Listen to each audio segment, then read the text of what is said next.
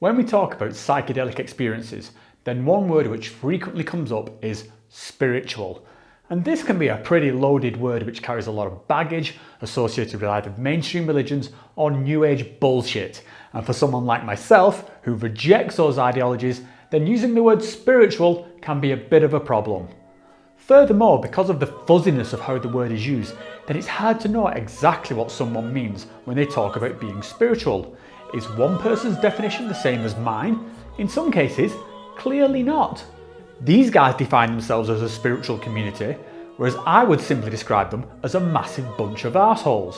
Nevertheless, I have used the word spiritual when describing some of my trips with ayahuasca and DMT, and I stand by doing so because I believe it is the correct description for what I experienced.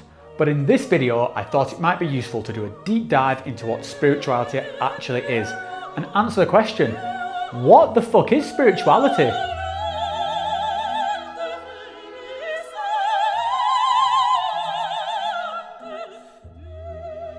Part 1. Definitions.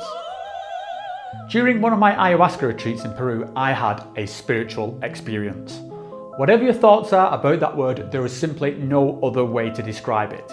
Now, I already made a video where I talked all about it, along with some nice trippy visualizations, and I actually think it's some of my best work on this channel, so if you haven't seen it yet, then go and check it out, and hopefully you'll agree. It was a spiritual experience. It's just the right word for it. Now, it actually took me a while to process that experience and work out how I felt about it, mostly because I didn't think of myself as a spiritual person, and partly because I've got a fairly low tolerance of bullshit, particularly of the mainstream religious variety.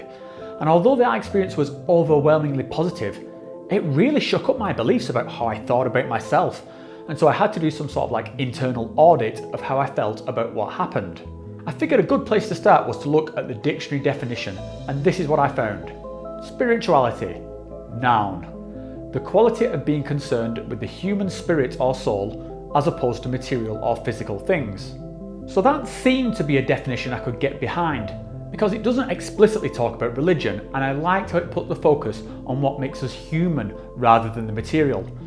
But it still contains a few fuzzy words like spirit and soul, so I'm not completely off the hook in terms of explaining what the fuck I'm talking about. So what does it mean to be spiritual? Is someone spiritual just because they go to church? Is someone spiritual just because they've taken psychedelic drugs? My intuition would say no.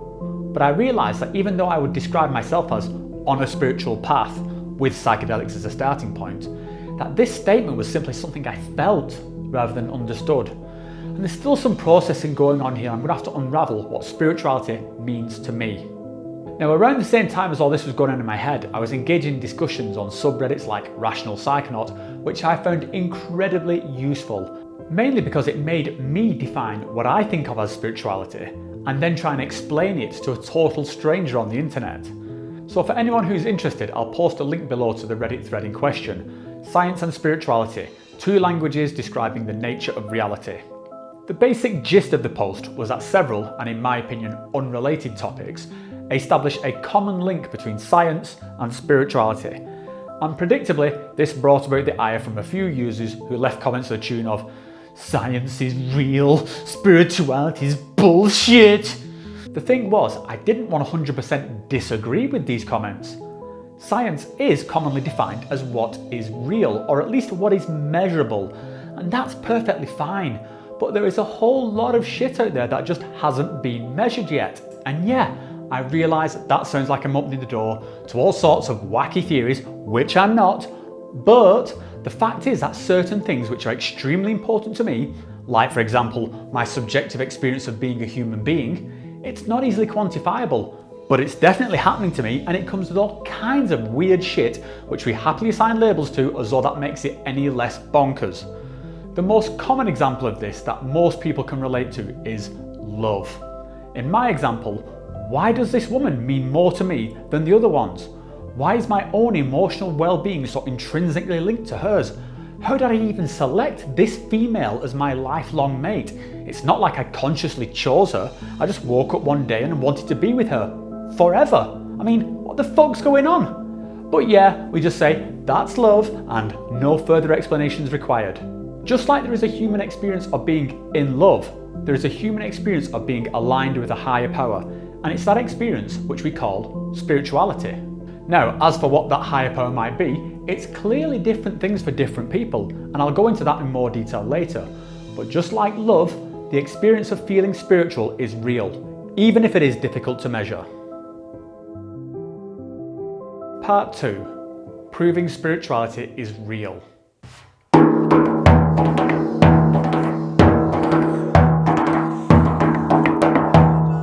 Well, hello there, enlightened friend. You know, if I'm going to do a talk about such fluffy concepts, then I may as well at least look the part with my authentic Shipibo clothing and my shamanic drum. And yes, for those of you who don't quite get my sense of humour, this is partly me being deliberately pretentious, and partly my ego trying to advertise how awesomely woke I am, which in itself was a joke. Kind of. Still, there is something to all this that goes hand in hand with this spiritual topic, almost like a ritual aesthetic, which we use to signal to ourselves that we want to tune into the right channel to receive these experiences. Whether it's lighting incense or chanting some kind of mantra, or just sitting in a certain position and breathing, all these things are prompts that we want to connect with something, maybe ourselves, maybe something bigger than us, like a cause that we believe in or a higher power. It's the abstract that we put around these things that give it spiritual meaning to us. Otherwise, these are just ordinary objects like any other. But where does that abstract come from? And does acknowledging spirituality as a concept mean that it's not real? Let's keep going with this. But first, I think I need to change my clothes. So anyway, back to this Reddit post. The original thread was a usual amalgamation of discussions on consciousness, the Big Bang, quantum theory and altered states, most of which I find fascinating and have zero issue with. The problem I have with posts like this though is that they start gluing all these separate parts together with extremely tenuous links or word games under the pretense that it somehow backs each other up and is therefore rock solid evidence for, well, pretty much whatever theory you choose to subscribe to. All consciousness is connected via quantum entanglement. Aliens walk among us. We are living in a computer simulation. The Queen of England is a shape-shifting reptilian fiend who feasts upon the blood of sacrificial virgins. Now, just for the record, I do not have a huge problem with any of these lines of thought, except maybe that last one. They're all kind of cool and are interesting to explore as concepts, and that's just about it. They don't actually add anything of value to my human experience. Topics like this provide zero evidence for or even relate to the existence of spirituality, if they even provide any evidence for anything at all. So to group it all together under the title Science and Spirituality just seems kind of silly. It literally adds nothing to the spiritual discussion and instead just opens the door to making the topic itself a dumping ground for quackery. So back to the Reddit thing. One guy in particular was very vocal in calling out the pseudoscience and the lack of evidence, which I completely agreed with. But then they went down the usual skeptic path of, therefore anything spiritual is bullshit, because otherwise science would have validated it. And this is where I disagreed. Science has validated spirituality in so much that it exists and so is not bullshit. And this sounds like a bold claim which instantly puts me on the same footing as the people I've just been saying were full of crap, but it's really not. Spirituality is a feeling or phenomenon. Spirituality is a feeling or phenomenon which is observable within the human species. You can see its effect in people who carry out certain activities like religious rituals, psychedelic ceremonies, or introspective practices. And once someone has accessed that phenomenon, they'll usually describe it positively and will desire to revisit that state. It's a deeply personal experience which can have profound meaning to the individual that's experiencing it. And this is why the people who feel the need to prove spirituality or provide evidence for it really get on my fucking tits. Firstly though, let's tackle the big question. Is spirituality real? To make the case, I'll return to my earlier example of a much more widespread and familiar human phenomenon, which, unlike spirituality, most people will experience in their lifetime. Love. Now, is love measurable? Nope.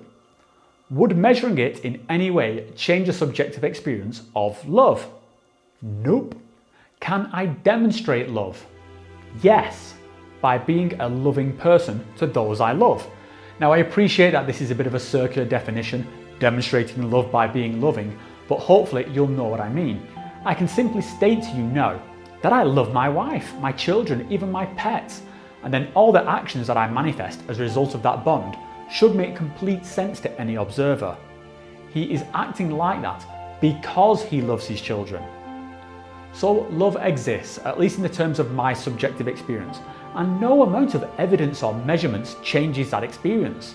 Now, in the same way, I would argue for the realness of spirituality, which, like love, is difficult to measure with science, but the effects of which can be observed. I think part of the problem here is that not as many people have actually had a spiritual experience, which is possibly a symptom of the modern world we find ourselves living in.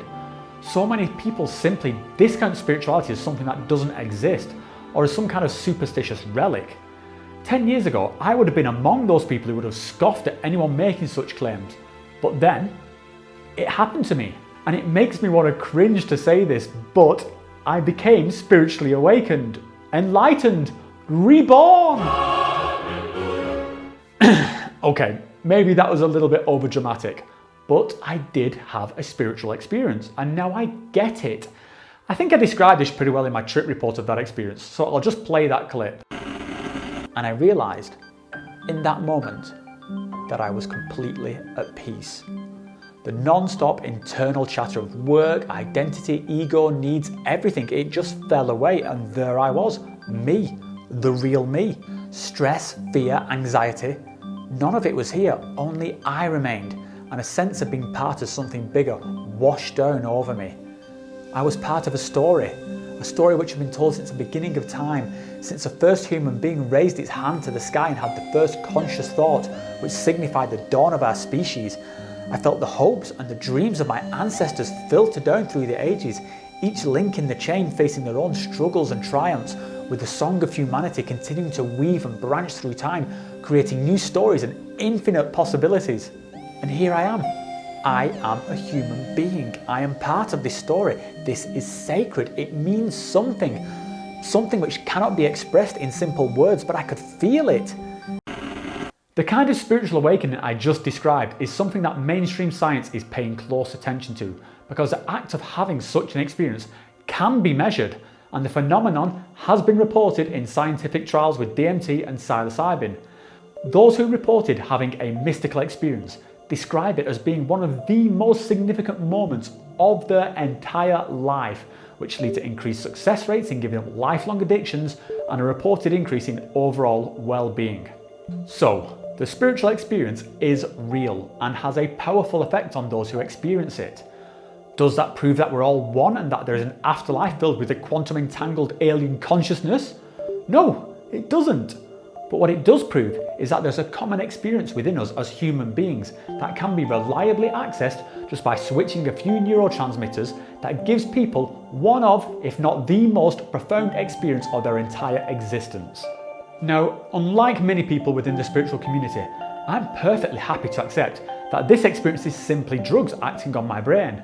And I'm also happy to accept that it might be the transcendent consciousness of the universe reaching out across higher dimensions. But more importantly, I'm happy to accept that I have no fucking clue what the actual explanation is. And you know what? I don't care. The experience itself is what's important, and the fact that it can have such a positive effect on human life, on my life. And it's that positive change, the desire to be aligned with a better version of ourselves, the shedding of destructive behaviours, the increase in compassion for fellow conscious beings, that's what we call spirituality.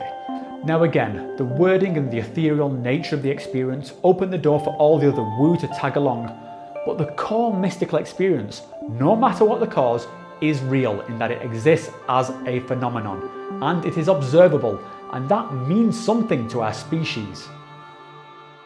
Part 3. Conclusion. So, a quick recap. Spiritual experiences are real, but they are a personal experience.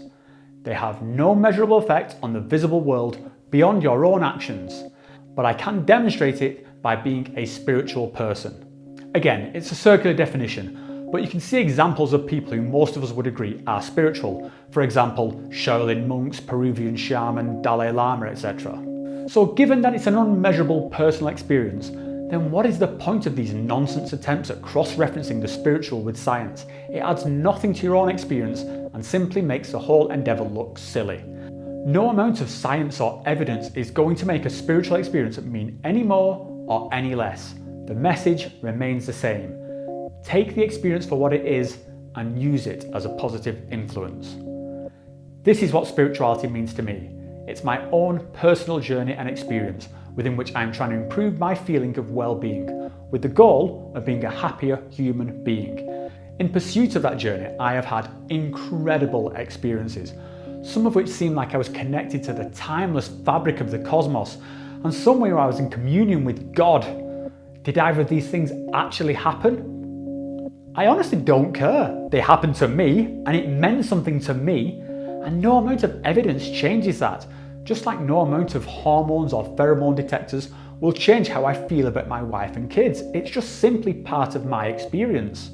I talked earlier about higher powers, having something bigger than yourself that you can aspire to. And I think this is something that religion taps into with ready-made archetypes like Jesus, Muhammad, or Buddha that are easily accessible. But that doesn't mean that you necessarily have to follow one of these paths and accept the dogma that comes with it. We can define our own aspirations, choose to be a good human, and commit to being the best version of ourselves.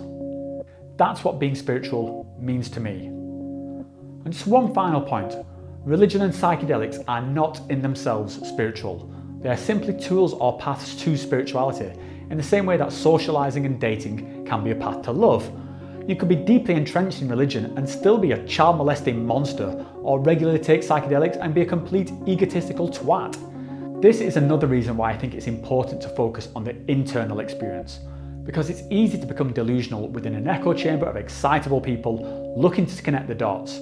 Stay grounded, people. The only thing that matters is your personal experience and how you can use it to improve your own life. That's it for this video. Thanks for watching. And let me know what you think about this whole spirituality thing. Do you agree or disagree with my take on it? Leave a comment below and let's get a conversation going. Just some quick comments about this video. I've tried to up my game here a bit in how I produce these things. I've been learning a lot about things like lighting and camera settings, and I'm just trying to make the video more engaging.